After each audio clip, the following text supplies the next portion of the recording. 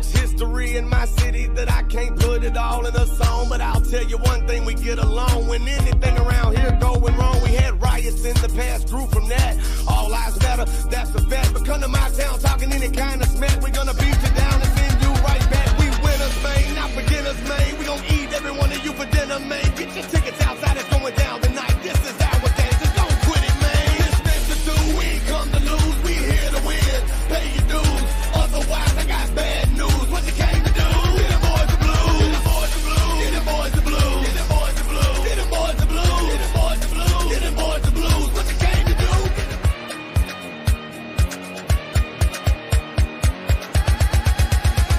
This thing to do, we ain't come to lose, we here to win. Pay your dues, otherwise I got bad news. What you came to do?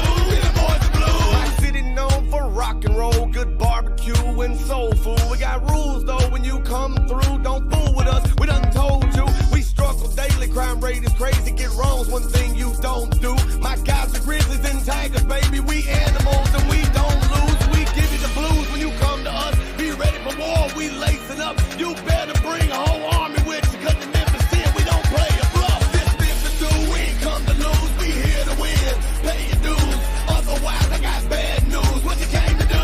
Get them boys the blues, get them boys the blues, get them boys the blues, get them boys the blues, get them boys the blues, get them boys the blues, get them boys the blues. What you came to do? Get them boys the blues. There's so much history in my city that I can't put it all in a song. But I'll tell you one thing, we get along. When anything around here going wrong, we had riots in the past, grew from that. All lives matter, that's a fact. But come to my town talking any kind of smack, we're gonna beat you down and send you right back. We winners, man, not beginners, man. We gon' eat every one of you for dinner, man. Get your tickets outside, it's going down tonight. This is our dance, just don't quit it, man. This thing to do, we ain't come to lose, we here to win. Pay your dues, otherwise I got bad.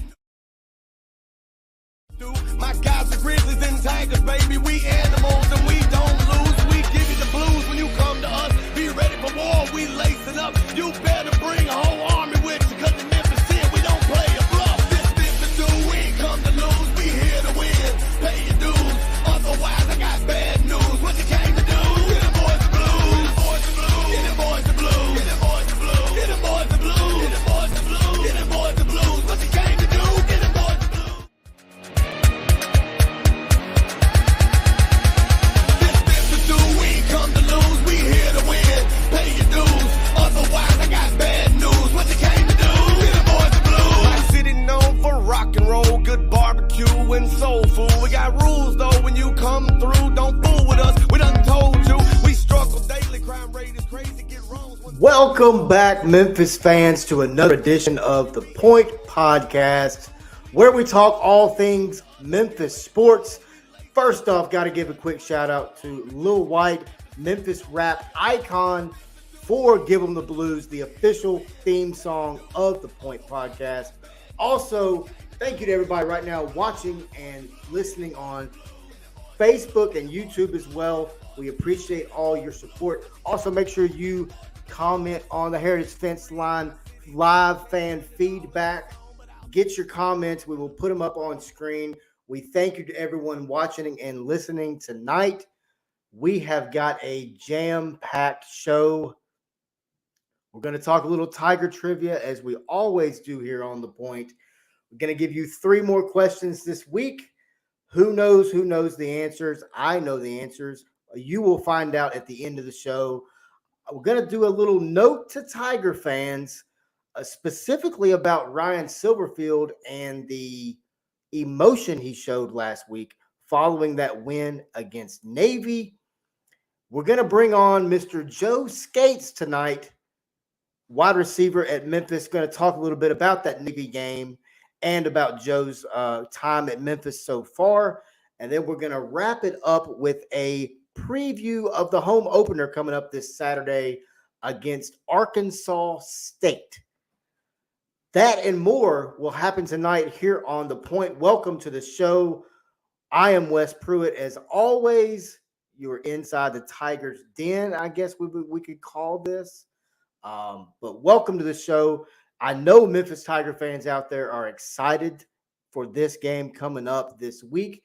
We went on the road last week and did something that we've only done now 2 times in school history, and that is knock off the Navy midshipman in Annapolis.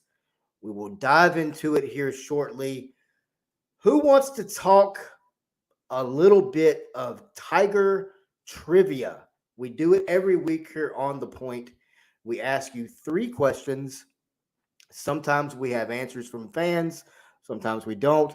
Either way, you're going to get the answers tonight at the end. But it's time for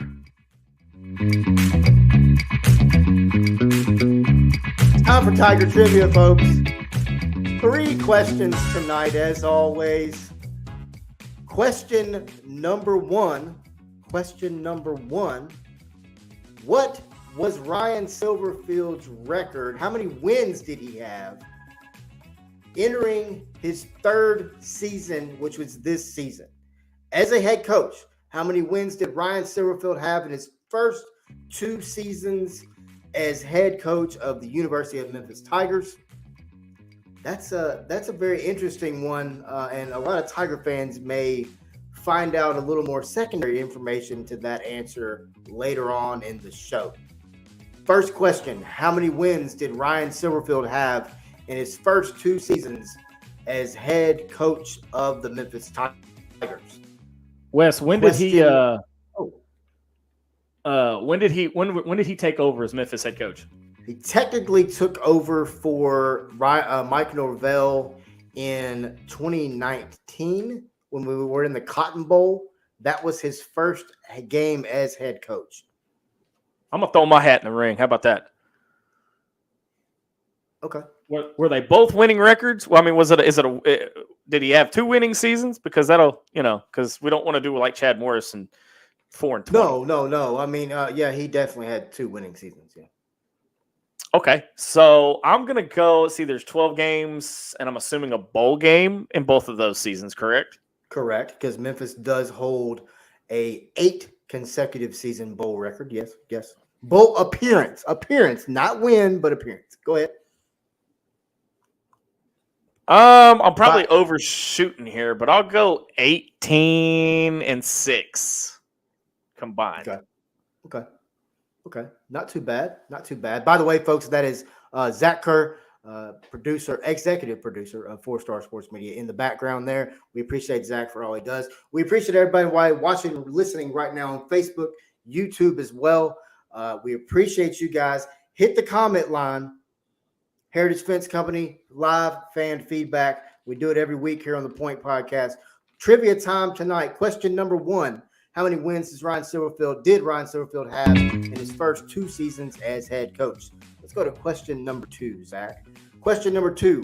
When was the last time Arkansas State beat Memphis at home? When was the last time Arkansas State won in Memphis? Go ahead, Zach. Was it in this decade?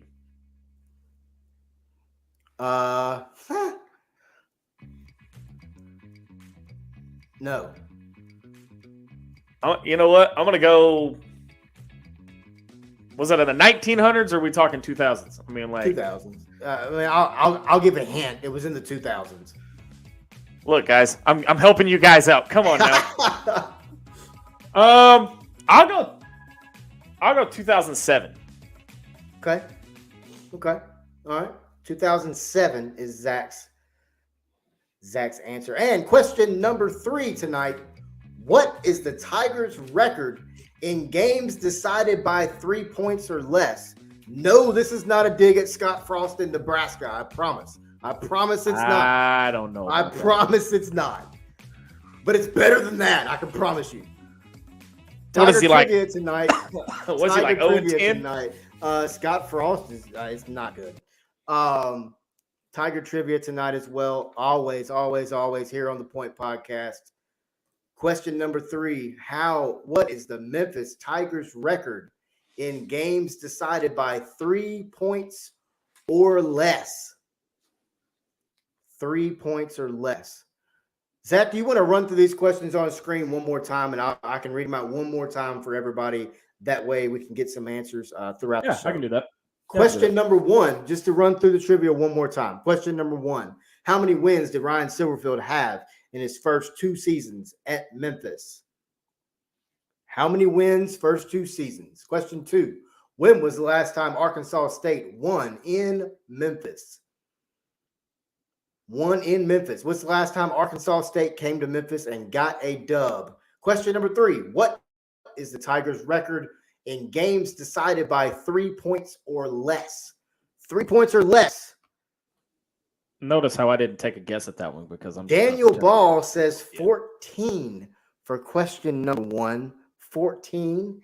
2008 for question number 2. We thank you for watching, Daniel, as always. Also, Daniel, make sure you like, follow, and share the show as well. We appreciate you. Wait. Daniel said 14. Didn't you ask for the full record? Like wins and losses, or just how many wins? No, just how many wins. That's it. You said 18. Daniel said 14.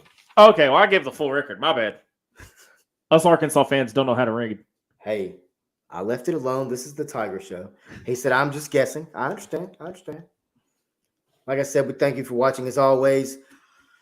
So last week, we saw a very emotional Ryan Silverfield in postgame of that Navy win. Once again, the second win in school history at Annapolis. And I wrote an article this week at 4star.live. Go check it out if you would like to read it. And I talked a lot about this. We talked about it last week. It was a very emotional week for the city of Memphis last week. There was just heinous crimes that took place throughout the city.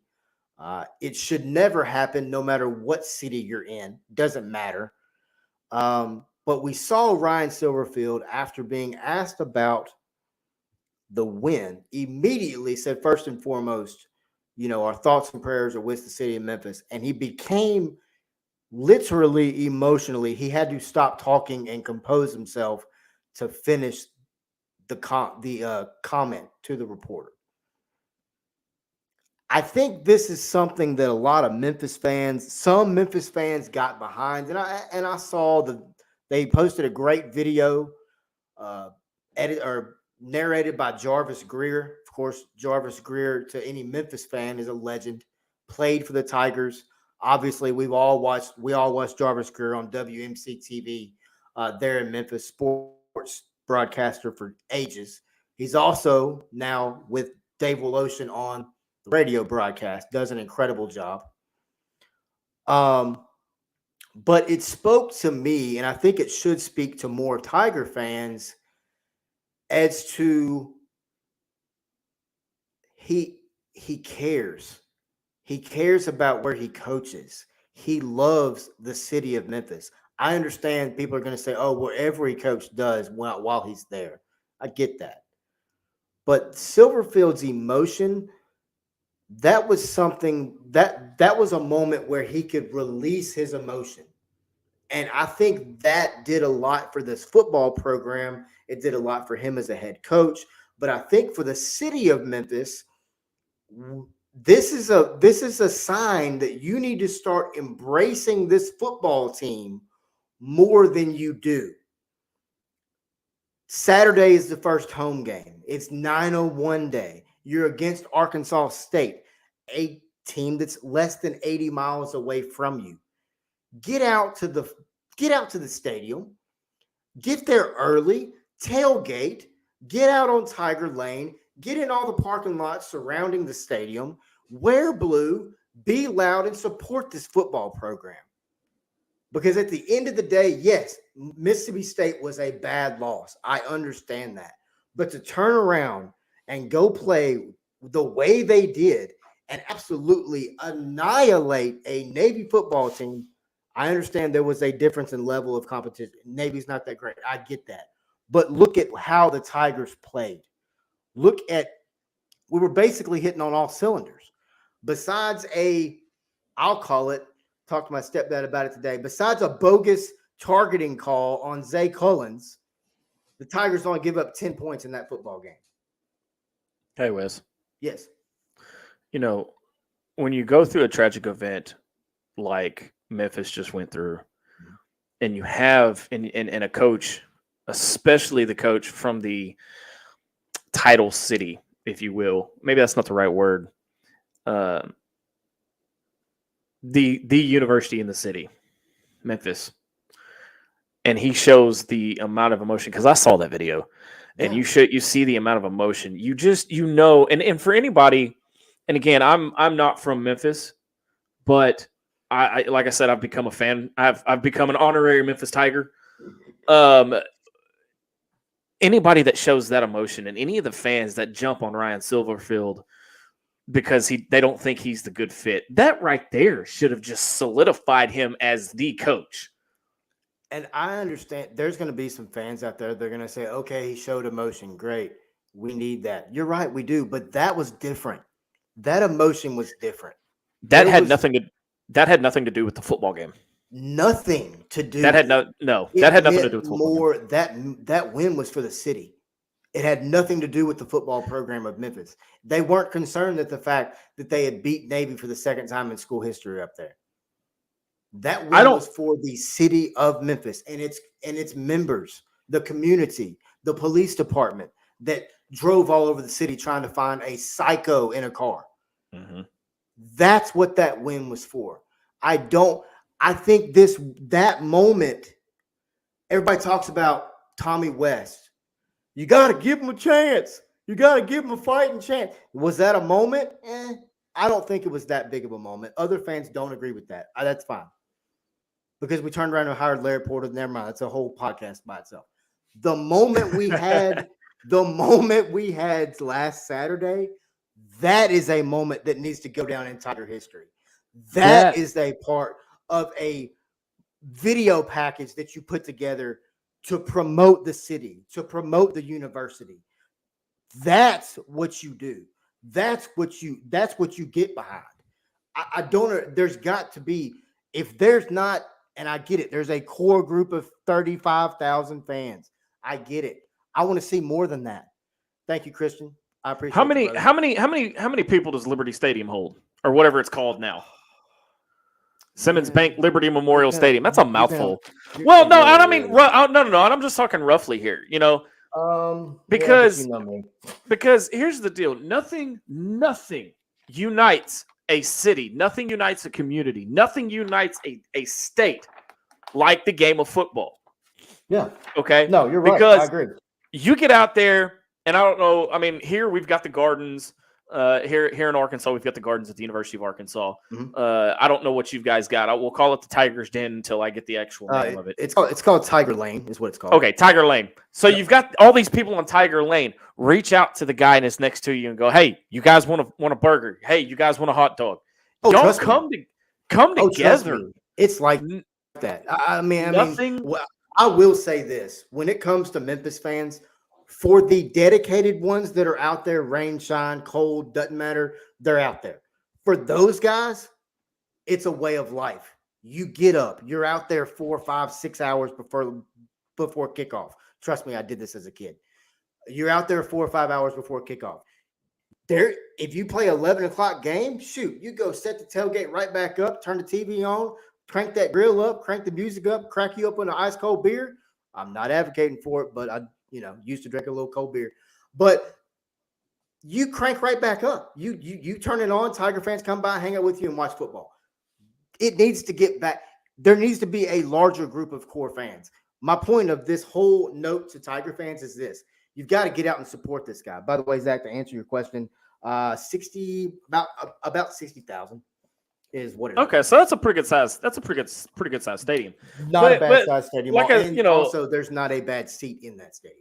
No, and I've actually been in that stadium for the Liberty Bowl itself, and that is a beautiful stadium and kind of in need of an upgrade.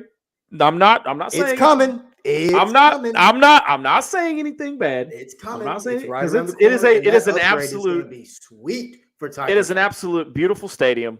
And like I said, I'm an honorary Memphis Tiger, but nothing unites a community more than the game of football. Right. And I mean, and again, I'm gonna do this, Wes, and it's probably gonna make a lot of people mad. And I'm not comparing the tragedies, but it is the week of, so I do want to mention it. Sunday was the 21st anniversary of 9/11. Are you looking at my notes? No, Okay. I don't have any notes. I don't have any notes over here in the booth. You're about to steal a point. Is what you're about to do. Oh, my bad. I'll shut up. But no, you're good. Here's the thing. This is the anniversary of 9/11. I'm not comparing those two tragedies. Please don't take it like that. I'll say it again. I am not comparing those two tragedies, but I will say this. Memphis has got to take this moment of doubt and moment of fear and turn it into a moment of happiness and a moment of go watch a football game and go watch a football team that is playing hard with the city on their chest. That's who they're playing for. They're not playing for the name on the back. And yes, I understand there's NIL deals. Not in this instance, I'm not hearing it. In that instance, though, Wes, all of that goes out the window. Oh, no question. No question. It does. It completely goes out the window. There's no question about it. I've spent a lot of time in the city of Memphis, dude. Used to travel there a lot when I used to work in East Arkansas. And they need, and I'm not, and again, I haven't spent enough time over there to know this, but they need to take on that mentality. You mess with one of us, you mess with all of us. Well, they've already got the mentality of Memphis versus everybody.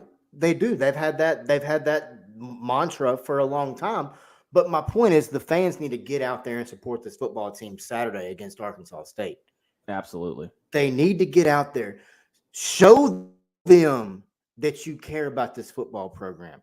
Show Ryan Silverfield and his staff, who I thought called two really good football games Saturday. Tim Cram's the offensive coordinator, Matt Barnes, defensive coordinator, thought they called two great games Saturday. Show this football program, show this staff that you care for them. That's my note to Tiger fans for this week. Every week we're going to have a note from me. It'll be just a note to Tiger fans. Could be good, could be bad. This one is good. Not a negative one at all. We're going to run down the show. We're going to talk a little bit of Navy recap. We got Joe Scates coming on with us here in about 8 minutes. And then we're going to talk about the home opener right here on the Point Podcast on the 4-Star Sports Radio Network. We'll be right back.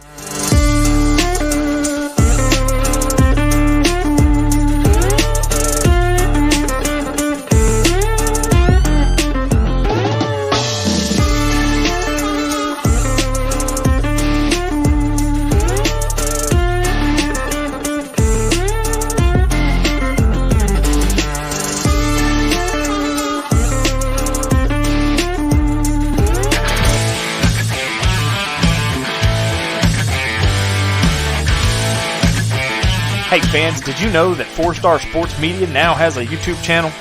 You can catch exclusive content covering all things Memphis Tigers and the Arkansas Razorbacks. Shows like The Point, and the only show on social media about the Arkansas Razorbacks that is purely fan-driven, Inside the Hog Pen. Plus other shows like The Hog Trough, The 4-Star Sports Show, and many more coming soon. So check them out today. Go on YouTube.com and search 4-Star Sports Media.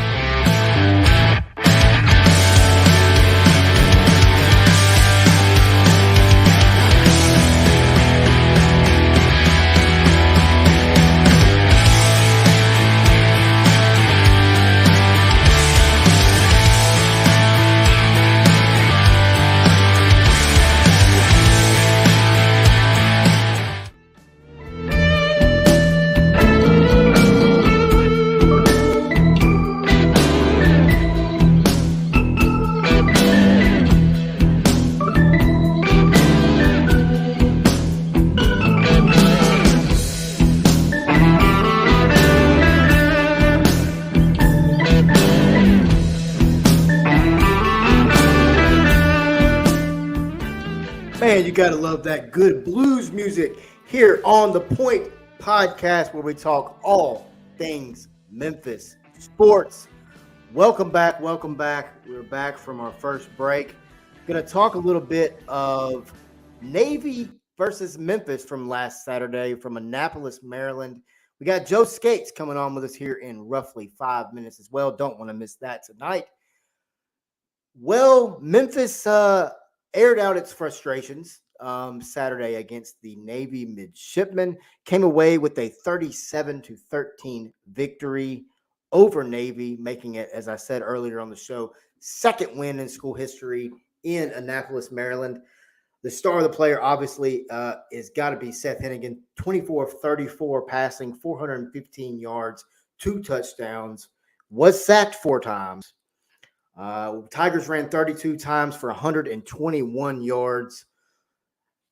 Brandon Thomas, 10 rushes, 31 yards. Aisha Martin, 5 rushes, 56 yards. Javon Ducker, 5 rushes for 8.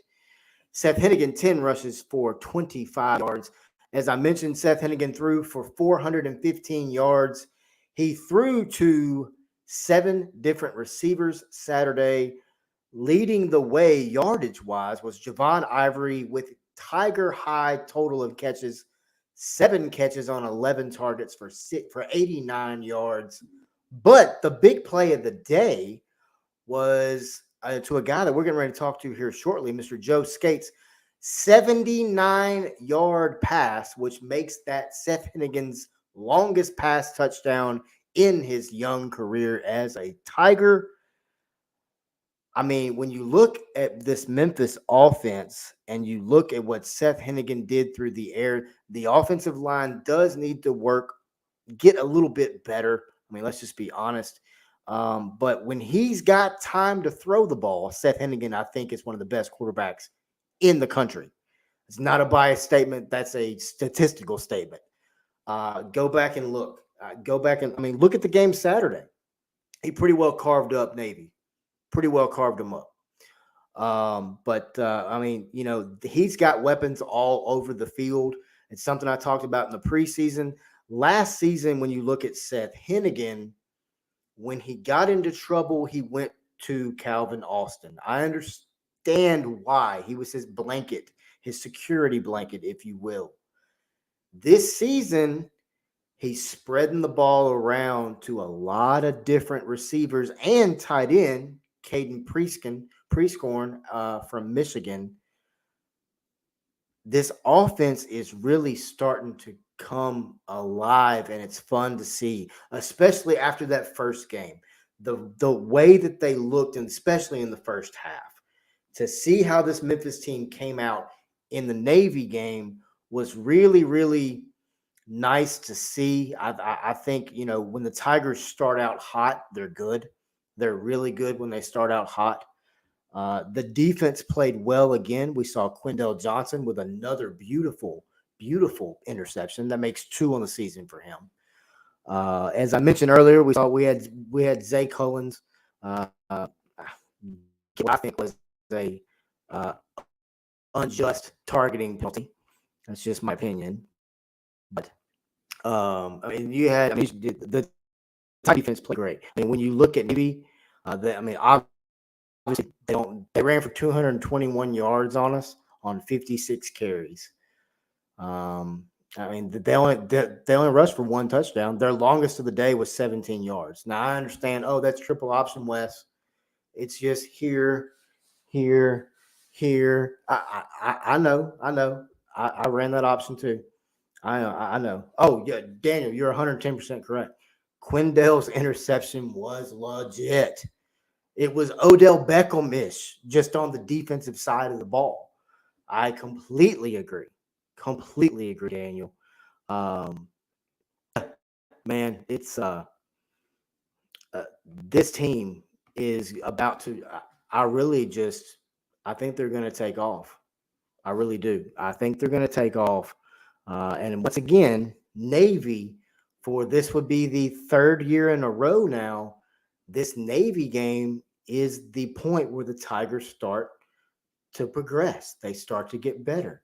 And I really hope that this is that this is the way to do it. I really do.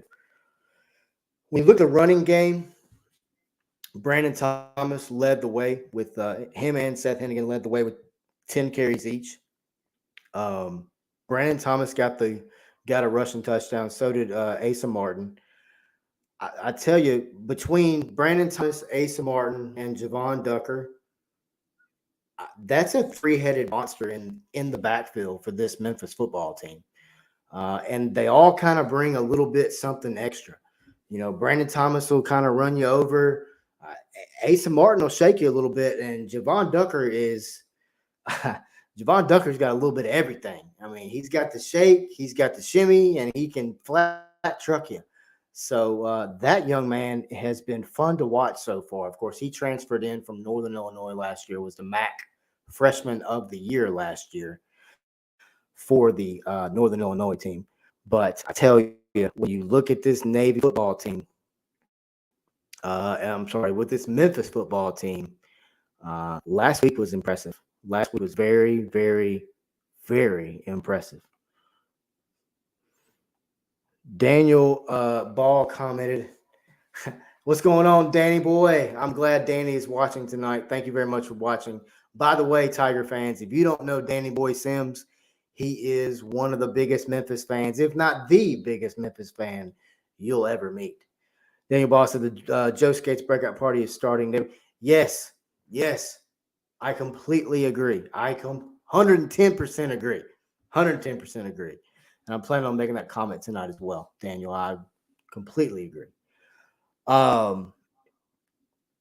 Hey, thank you to everybody right now watching and listening over on the Heritage Fence, watching and listening on Facebook and YouTube. Also, everybody commenting right now on the Heritage Fence Fat Live fan feedback line. We appreciate Heritage Fence for everything they do. Corey McCrone and John Michael Holly have been really good friends of mine for close to 20 years now. Guys, check them out. If you need anything done around your house, residential, commercial, customized, it does not matter. These guys will get you taken care of. Heritage Fence Company. Reach out to them on Facebook at Heritage Fence TN. At Heritage Fence TN. And of course, you are inside the Germantown Village Wine and Liquor Studio tonight for another edition of the Point Podcast. For all your drink needs for your Tiger tailgate party this Saturday, go by Germantown Village Wine and Liquor, 7730 Poplar Avenue, or give them a call, 901-737-3174. Tell them the Point sent you by. Go by and see Stephen Plunk and tell him Wes and the Point sent you, and you might get a little something extra. But I will tell you this, folks. You can only get some very select liquors in their store. That's it. I got you, Danny. I got you, buddy. I got you, Danny. Yeah, waiting on Joe Scates here momentarily. But when you look at this Navy football team, with this Memphis football team, based on the Navy game, physically, you got to be very, very, very excited. And then on the defensive side of it, got to be pretty damn excited too. You look at Quindell Johnson this week, had 13 total tackles. 13. 11 of those were solo. That guy is everywhere. You want to know where the ball is? You're going to find Quindell Johnson there. You want to find the ball? Find him, because he's going to be right there at it no matter where it's at. Zay Collins had 9 tackles, 5 of which were solo. Like I said a minute ago, I think that the Zay Collins targeting call was unjust. Yes, he lowered the head. I get it. He lowered the crown of his head. I understand that. But he hit him right here. He hit him in the small of his back. So that's not. I don't think they're calling targeting calls this year, Wes. They literally just called one on the man Saturday. Literally. Oh, did they? Yeah. Well, that might be the only one I might be the only one in the NCAA that they called, because they didn't call one against Arkansas and they didn't call one against Alabama. Yeah. They did. Now he did. He dropped his head. He hit him in the small of the back, but it's not head or neck area. That's the rule, head or neck. So I don't know. If somebody watching or listening right now on Facebook or YouTube happens to know, let me know, because I would really, really, really like to know. I really, really would. This Navy football team, the Memphis football team against Navy, they look good offensively. Now we're talking about the defense. I think we played really, really, really well. We had 81 total tackles on the day. 81. 41 of those were solo. That's a pretty good sign. 2 sacks on the day. Really need to try to improve that if we can. I would like to see this Memphis front seven really get some more pressure starting this week against Arkansas State. I think it's possible that they do that. When you look at Arkansas State, yeah, they scored a lot of points in the first game. Go back and look at their last game against Ohio State. It's not all that pretty. But when you look at this Memphis defensive front, they've got to start getting more pressure on the quarterback. They just do. 2 sacks in a game. That's not bad. That adds up. I understand that. But you got to start getting more pressure on the opposing quarterbacks because as the season goes, especially when you get into conference play, you're going to be facing some quarterbacks that can flat sling it. That's just all there is to it. They can flat sling it. So you got to get pressure on the quarterback. It creates yourself extra possessions, which is something that the Tigers desperately need, especially with this offense playing the way it is right now. You're going to need to get every single extra possession you can get to try to score more and more points, obviously, against the other team. So, but when you look at this Tiger defense, I feel like I'm looking at a list of like 16 players that all got tackles, that all got on the stat sheet Saturday. That's a good thing. It's a very good thing. Now, obviously, getting sacks on a quarterback that runs triple option is difficult. I understand that. I get that. But I'm just saying, when you look at this Memphis defense, yes, they did wake up this week. There's obviously always things we need to improve on. That is one of them. You've got to get more pressure on the opposing quarterbacks starting this week. Starting this week against Arkansas State, you've got to get that pressure. But yeah, 37-13 victory, second time to knock off Navy in school history. It's big. It just is big. It's very, very, very big for the Tigers. It's a big win. You're 1-0 in conference. No season goal in this season is not attainable right now. You're 1-0 in conference play. You lost to Mississippi State. Not pretty. Move on. You're now 1-0 in conference play. You've got a 1-game jump on a lot of players, on a lot of teams in the conference. And that's just big. That's what you've got to do. And then Hennigan and Johnson both earned All-American Conference weekly honors, weekly honor roll accolades for the win, which, Quindell Johnson had a hell of a football game. Seth Hennigan threw for his third career 400-yard passing game. It's 70.6 completion percentage. 70.6. That's the best that's his career best. And he's a sophomore, folks. He's a sophomore. 2 more years. 2 more years with the young man. Like I said earlier, Quindell Johnson, one of the most talented football players. He will be a NFL draft pick day one. I said it last year. I'll continue to say it now. He will be a NFL draft pick day one of the draft. No questions asked. Wes, Daniel Ball's got a question. Okay. Let's see. What you got, Daniel? We're pass heavy, but I have a question. Sure. Go ahead, buddy. We're still waiting on we're still waiting on Scates. We ran for 91 yards with 4 backs. Can we sustain that, or do we need a 1 featured back? It's a great question. I think if you ask offensive coordinator Tim Cramsey, obviously he's going to tell you the more the merrier. You already know that answer. I know you do. But all right. Let me put a question back to you, Daniel. If you do the 1 featured back, who is that back? I just don't know that there's 1 back on this team. I think Javon Ducker needs to be getting about 15, 20 carries a game.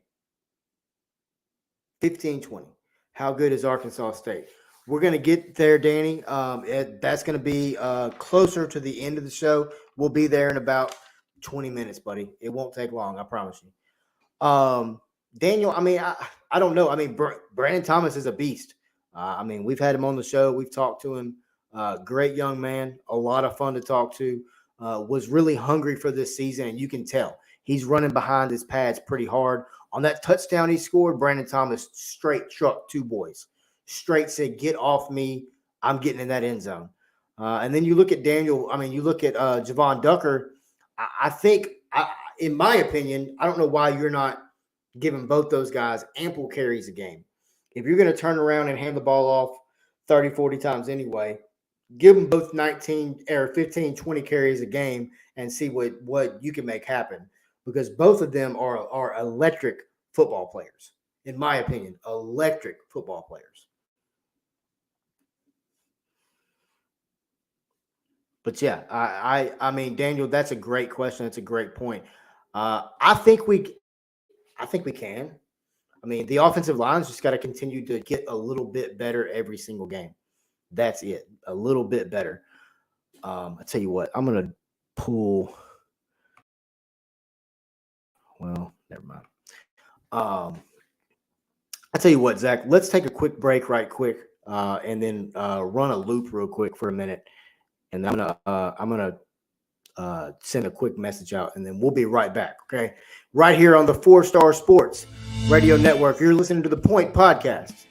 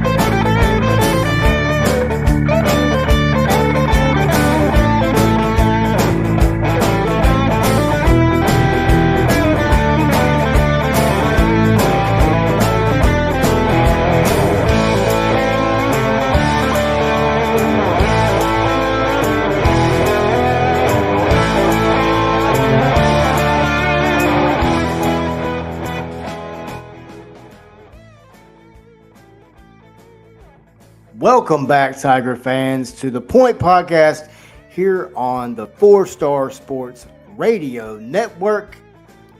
Well, we talked about the Navy game, and as I mentioned earlier on the show, one Mr. Joseph Scates caught Seth Hennigan's longest career touchdown pass of his young career so far. Joseph, man, can you hear me, Joseph? Hold on, I actually can. Hold on, I don't know what's Oh. going on. Okay. Can you hear me good? Yes, I can hear you perfect. Well, you got some headphones? Bro? Hold on, let me try to get some headphones. It Okay, seemed kinda not a low, problem. I'm sorry.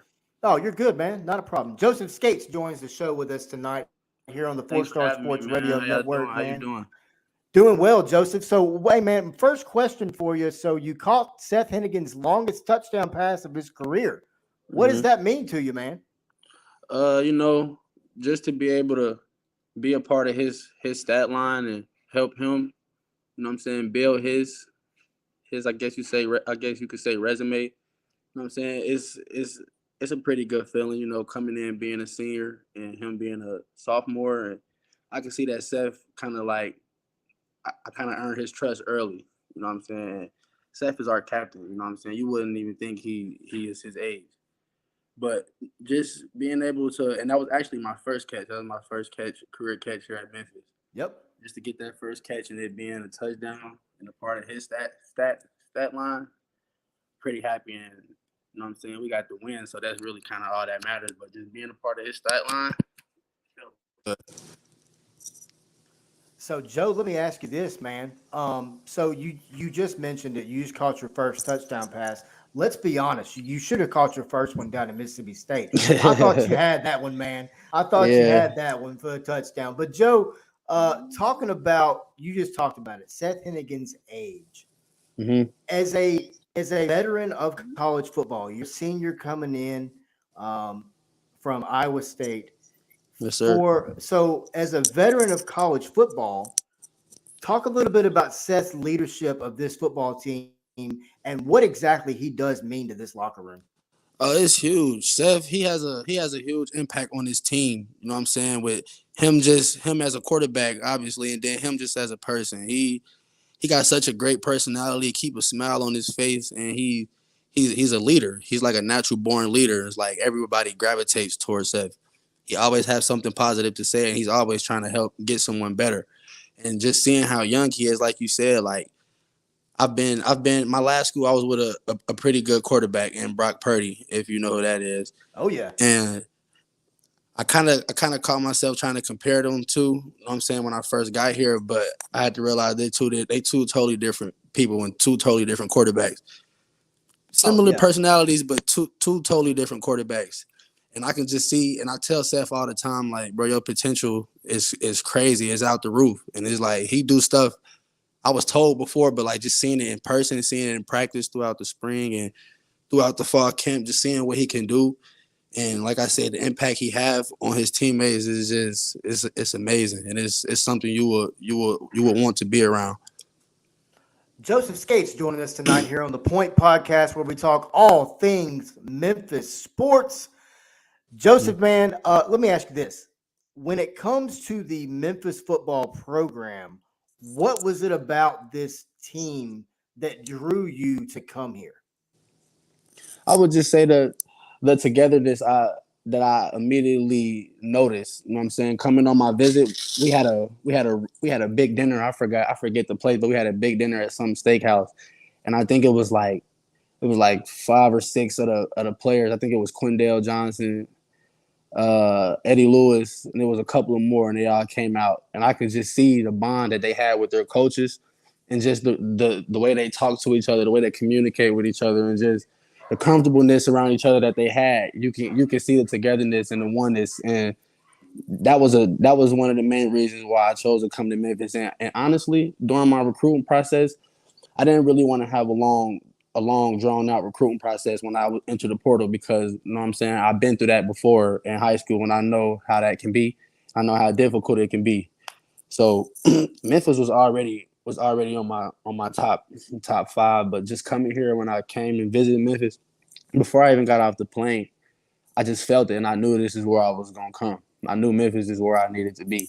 And then getting around the coaches, meeting the coaches, seeing their care and their want for me individually, and then as a whole, collective whole, us as a team, just their want for us to get better as human beings and not just football players.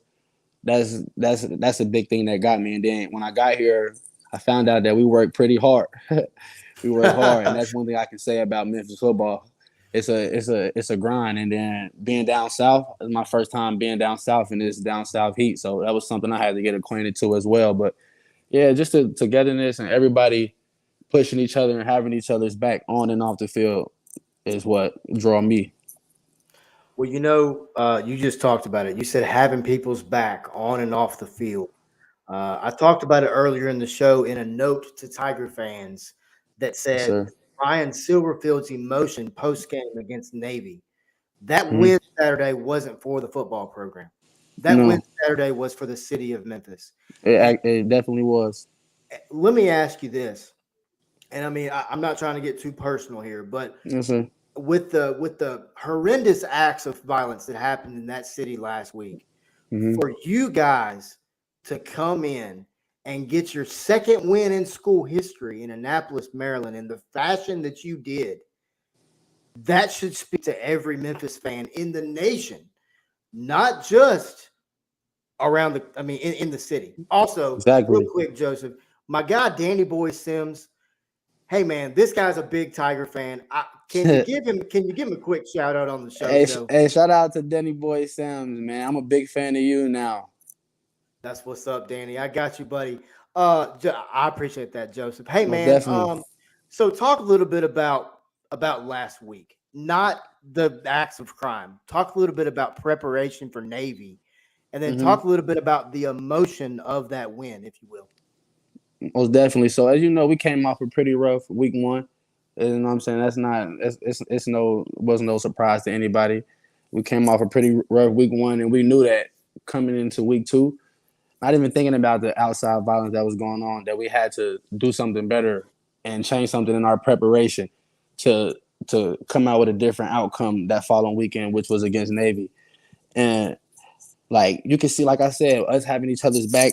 You can see the guys, the leaders on the team, like Jalen Allen. You can see them rally us up and bring us all together and let us know that you know what I'm saying we got something bigger in our future, and we can't hang on the past. You know, things didn't go our way and things happen, but like only thing we could do was put our blinders on and look forward. You know what I'm saying, which was to week two. So I feel like the preparation, everybody was a little more dialed in. Not saying that we were any dialed in less last week, but you can see the want to get better. You know what I'm saying? And even after the win, we had a meeting, and it was just about how can we get better, and how can we, you know what I'm saying? It was a good win. We celebrated the win, but how can we put that behind us and get better and build off of that? You know what I'm saying? And take the things that went wrong and fill in those gray areas. But like as you said, it was a pretty dark week last weekend. You know what I'm saying? We kind of just rallied together, and we knew that was something that we kind of talked about doing for the city of Memphis, and that was getting the win. And like you said, I think you said this is our second time in Second school time in history. school history. Yep. And like you see, like you know what I'm saying, I was a part of that, and that's history. You know what I'm saying?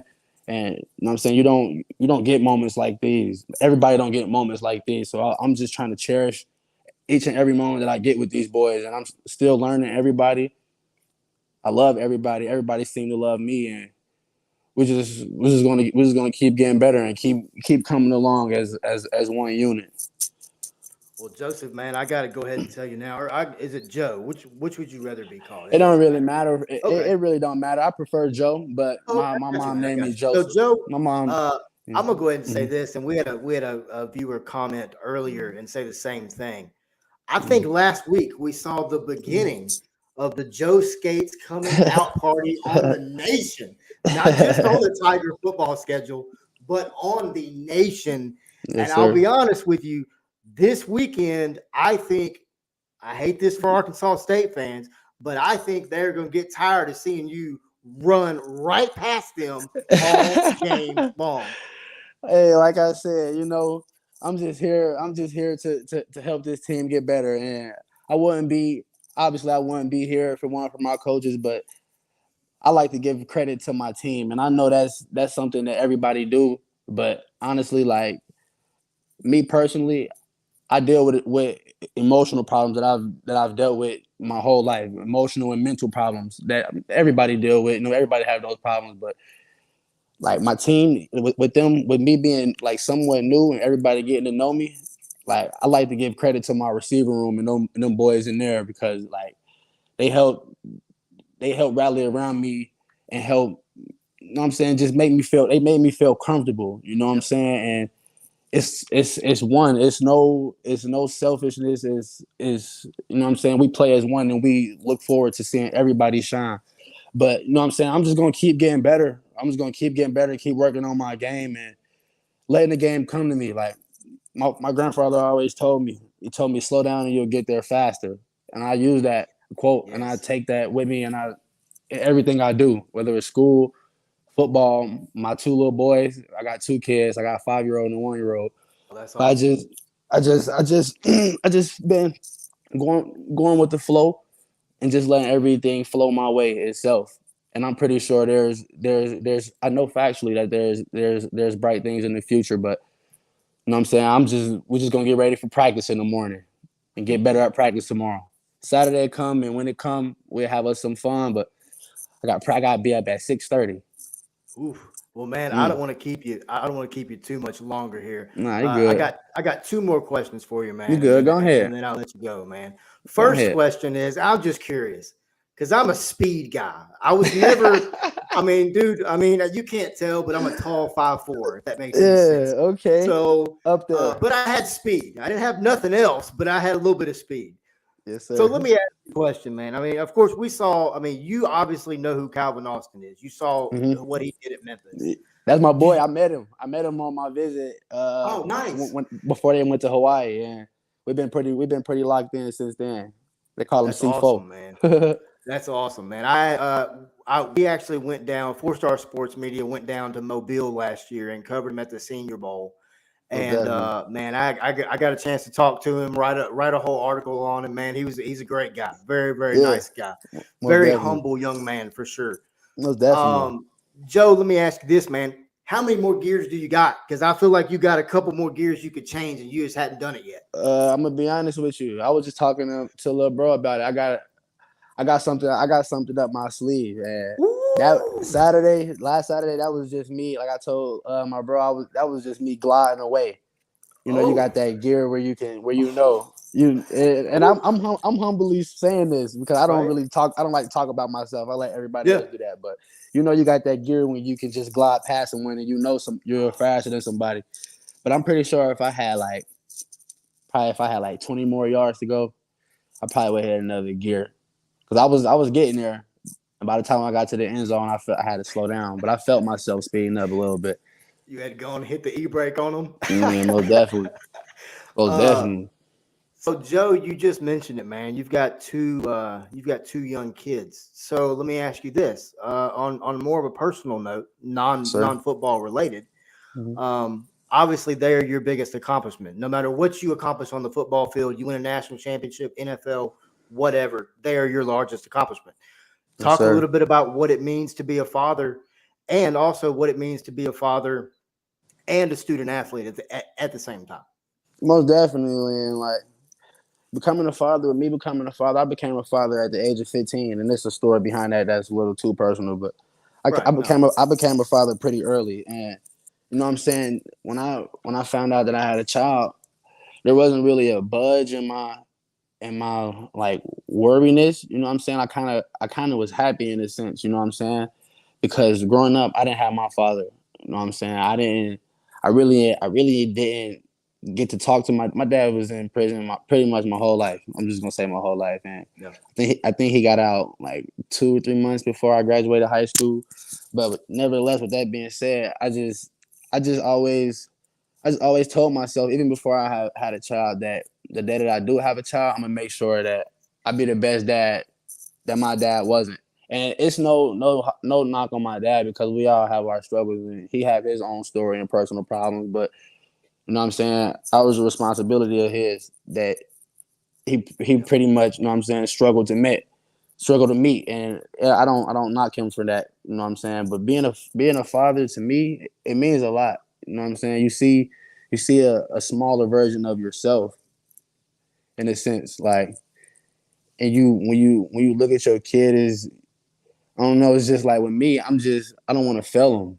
Like that's my biggest fear, honestly. When you bring up my kids, that's my biggest fear is to fail my children, and I know I'm not. I just use that as motivation to keep me grounded and keep me humble and keep me, you know what I'm saying, working on what I need to work on, whether it's education, getting a diploma here in a month, or I must say, a degree, and getting a degree here in a month, or whether it's us winning the championship in January or whenever that is. I just use them to keep me humble and keep me steady and balanced and working on me as a person outside of football. Right. Hey, Joe. This is Zach from the 4-Star Sports Studios here in Central Arkansas. I got a question for you. Father to father here, because I've got a father. I've got a 13-year-old, and good Lord, she's going on. That's lit. She's a handful, man. But lit.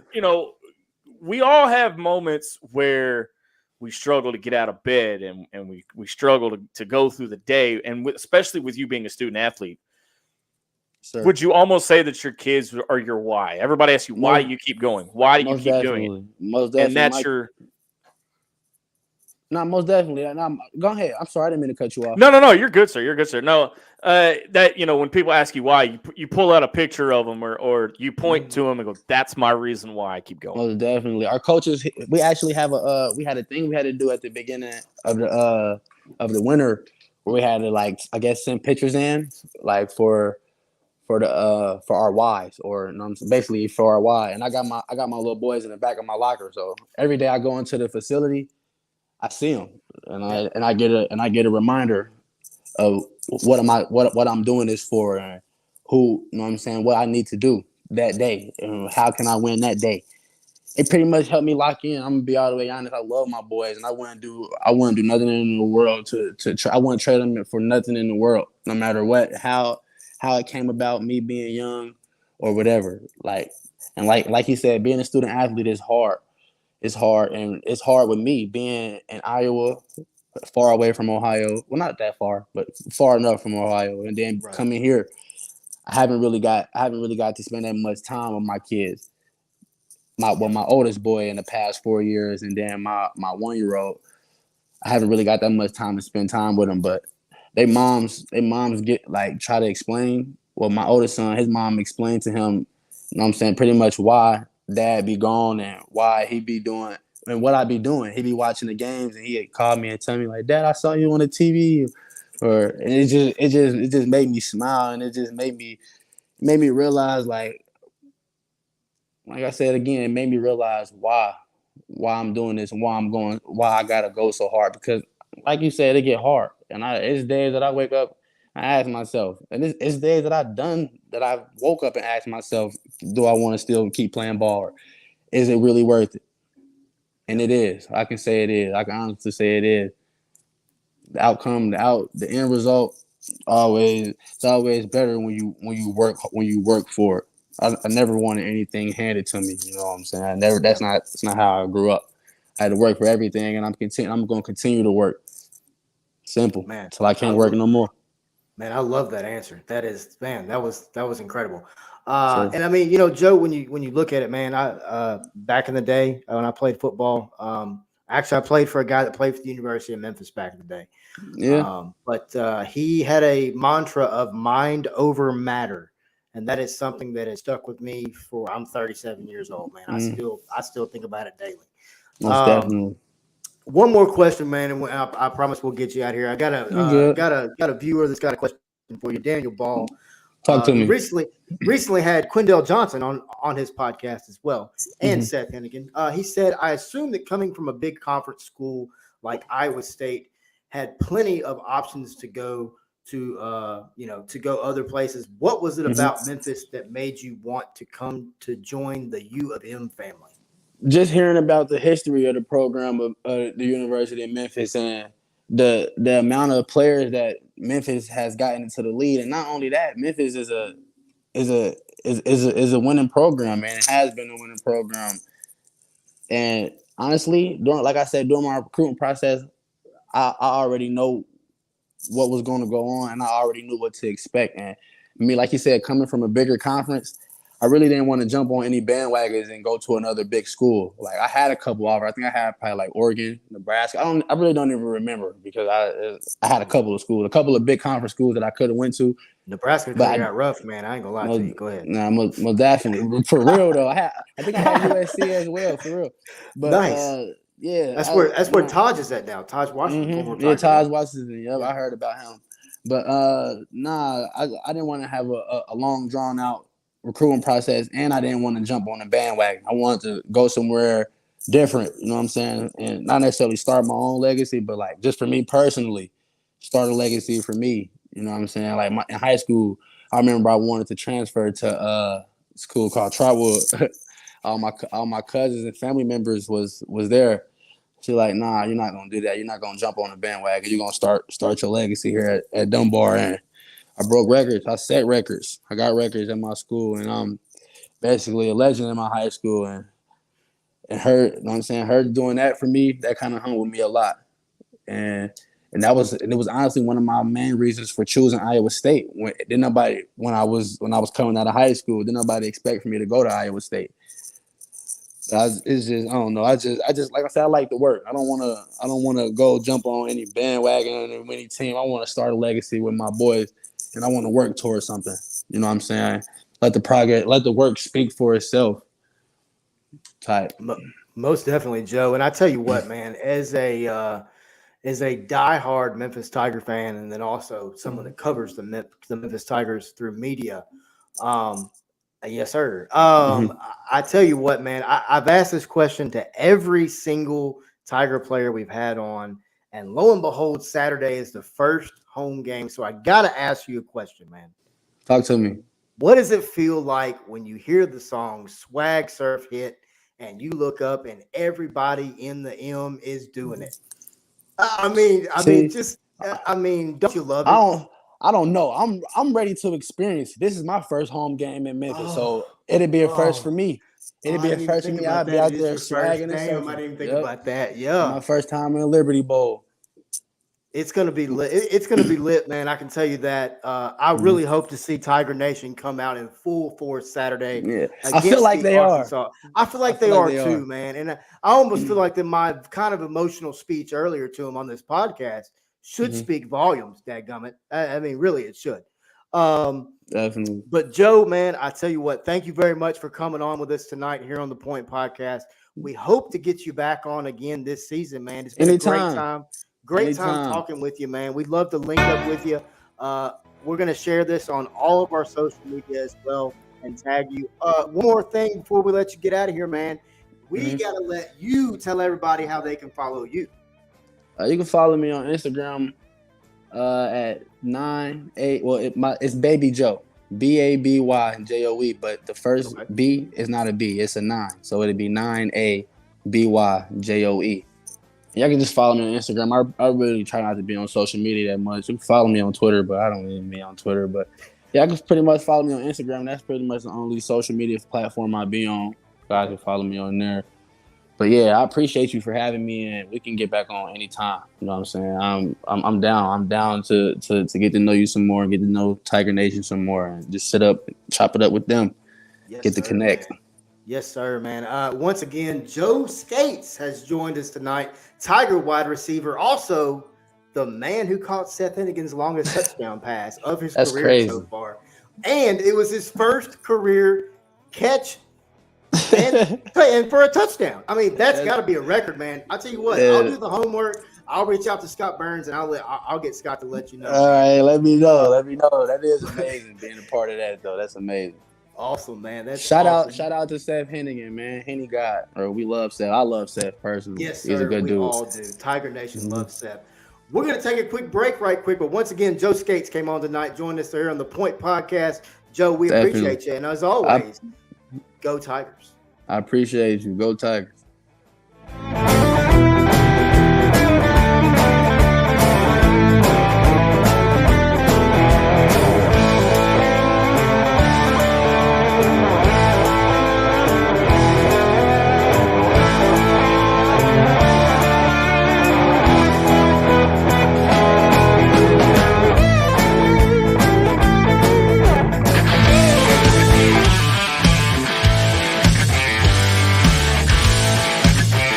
Hey fans, did you know that 4-Star Sports Media now has a YouTube channel? You can catch exclusive content covering all things Memphis Tigers and the Arkansas Razorbacks. Shows like The Point, and the only show on social media about the Arkansas Razorbacks that is purely fan-driven inside the Hog Pen. Plus other shows like The Hog Trough, the 4-Star Sports Show, and many more coming soon. So check them out today. Go on youtube.com and search 4-Star Sports Media.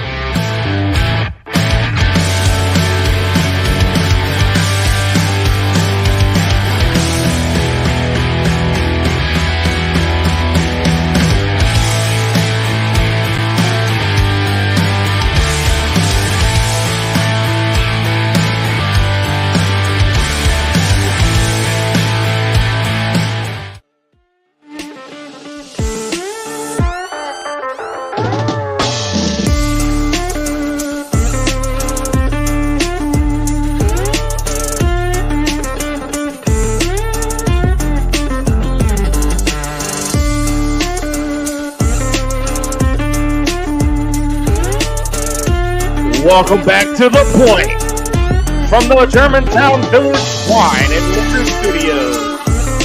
Now, here's Wes Pruitt.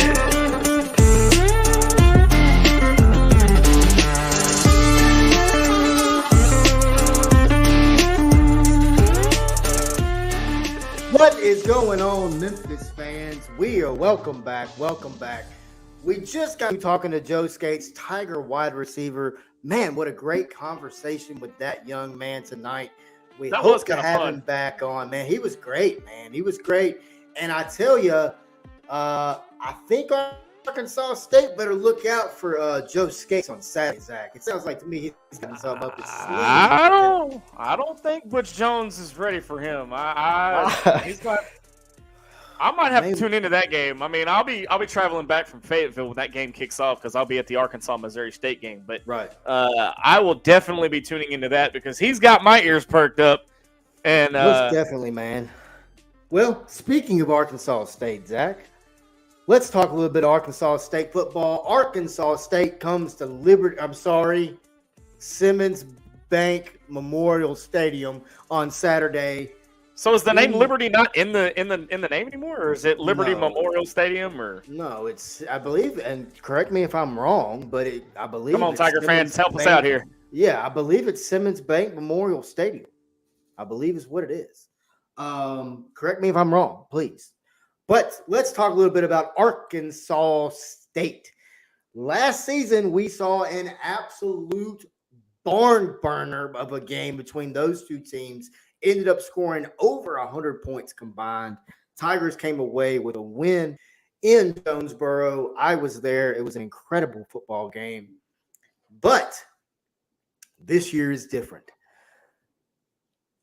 The Tigers just took out Navy. Their offense looks incredible. Their defense is starting to play better. Arkansas State comes into the game 1-1 on the season, walked away with a 58-3 victory over Grambling State week 1, and then walked into the Horseshoe last week in Ohio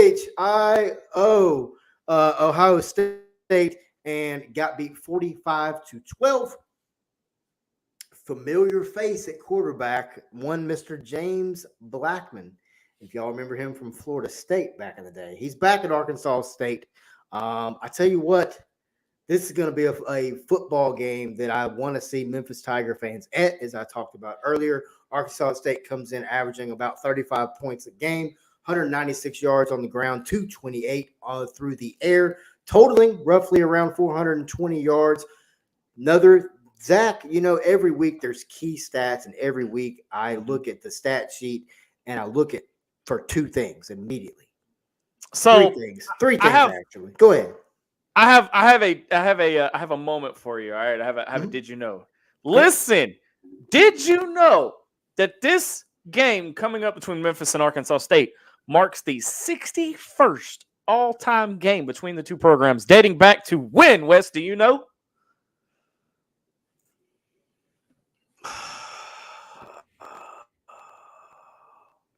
I'll tell you this. They are 31, 24, and 5 overall when it comes to playing the Red Wolves, including a mark of 23-11-4 at Simmons Bank Liberty Stadium. But their very first game ever was in 1914.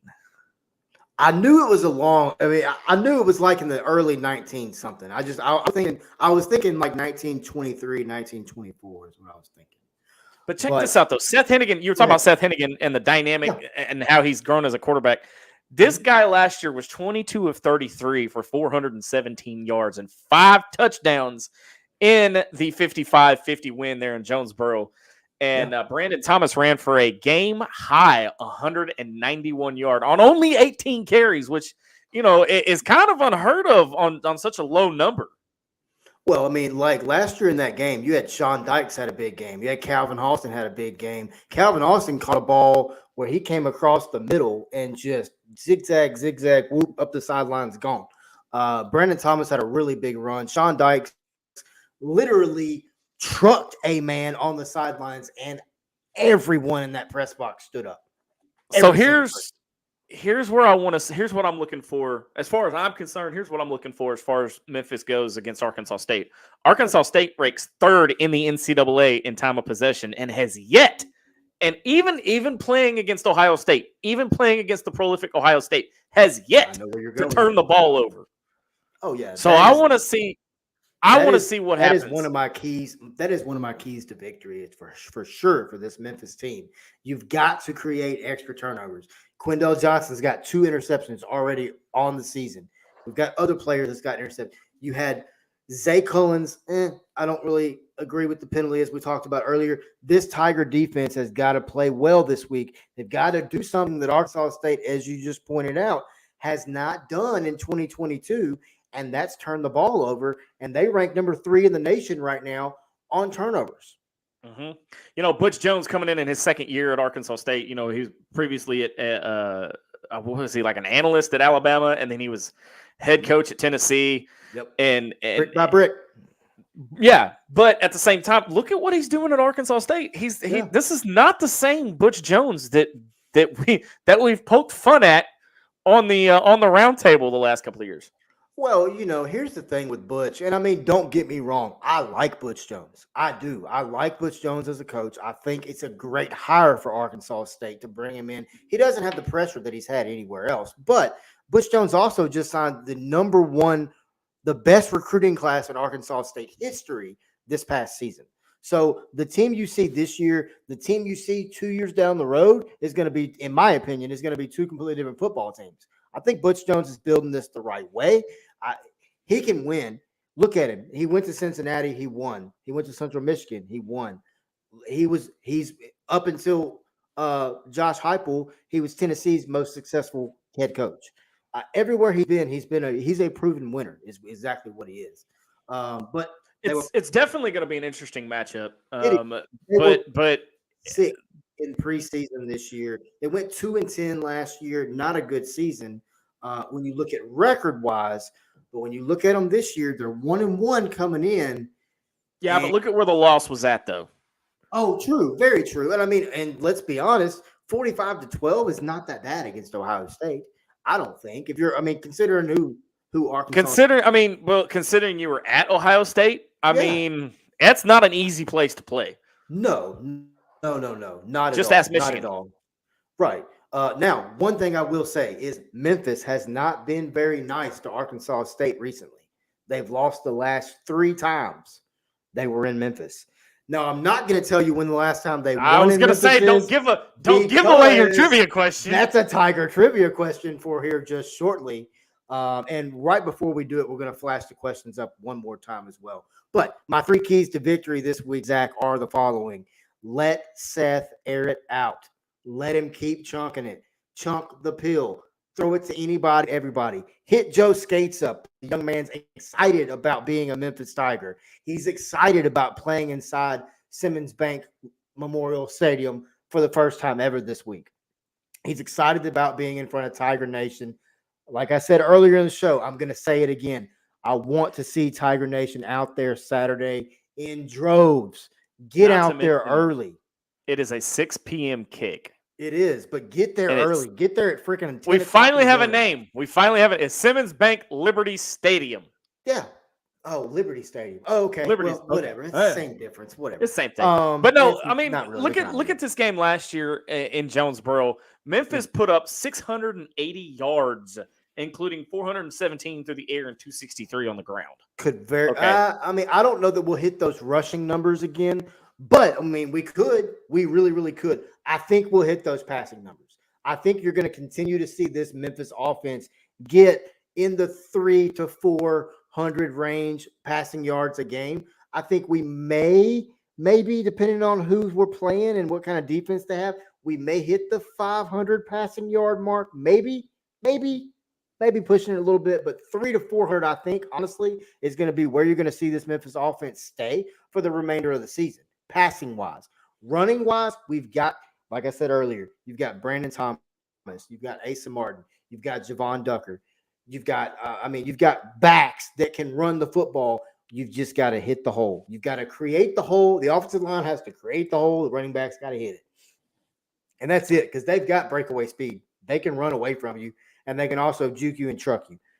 Memphis has got to let, first and foremost, key to the game, let Seth Hennigan continue to air it out. If you're Tim Cramsey, throw it, baby. Just let it rip. But continue to call great play calls. Last week in that Navy game, go back and look. He had a beautiful little screen pass to the running back. Seth Hennigan chunking the football down the field, just like we talked about. Joe Scates, 79 yards, longest touchdown pass of Seth Hennigan's career.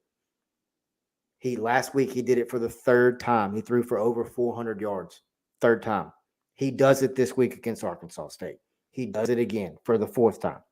Seth Hennigan is, if Memphis can keep him healthy and not doing anything negative here, if he can stay healthy and we can protect him, this football team is going to be really, really, really good this season. Memphis fans, listen to me. This Memphis football team is going to be really, really, really good this season if you can keep Seth Hennigan upright. The weapons are there. The defense is there. Our defense is improved. I understand we look like crap against Mississippi State. I'm not worried about that game. That's the first game of the year. I'm not worried about it. I'm not worried about Navy anymore. The focus is Arkansas State. Let Seth Hennigan air it out. Number 2, create extra possessions for this offense. We just talked about it. 0 turnovers for Arkansas State in 2022, ranked number 3 in the nation. Tigers have got to create turnovers, whether that's fumbles, whether that's interceptions. It does not matter. You've got to create ways to get extra possessions for yourself. That's how you win. Thirdly, time of possession. I talk about it every week on the show. Time of possession. Control the game from start to finish. Time of possession. Air it out. Create extra possessions. Tigers win. I think Tigers win this game. Last week, I predicted 42-10, and the Tigers won 37-13. So I was basically right. This week, I'm going to go Memphis Tigers. You know what? I'm going to do it. I'm going to go Memphis Tigers 52, Arkansas State 17. I'm going to go 52. Come on, Wes. I'm going to go 52-17 this week. I think Memphis blows them out. I think it's going to be a little bit closer than you think, but I still think Memphis pulls out the win. I don't think Arkansas State's got all the pieces there that need to be there yet. Well, they may be there. They're just not ready yet. They're not ready yet. And I'm not taking anything away from little brother, but no. I can say that because right. I'm an Arkansas I'm Razorback Zach for those that don't know.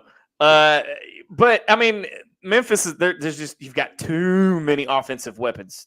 Too many. And I don't think on the defensive side, you've got too many skilled players that are going to make plays.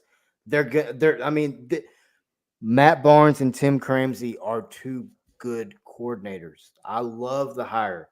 Was I happy against Mississippi State? No, no one was. Nobody was. Everybody was jumping all over Ryan Silverfield's ass for nothing. Look at most of the Power Fives during week 1 or week 0 and week 1. Look at every week. Not all of them. Not all of them did all that great. A fan base, every week there's fan bases around the country that overreact on their. But what have I always said, Wes? What have I always said? The biggest adjustment comes from week 1 to week 2. Most And definitely. we even saw the adjustment in week 1 against Mississippi State.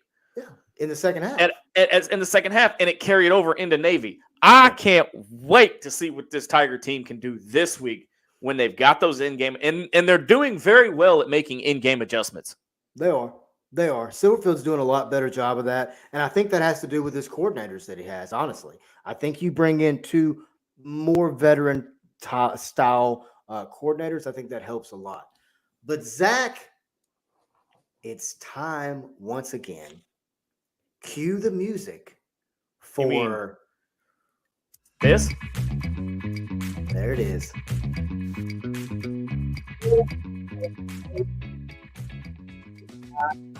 Tiger Trivia.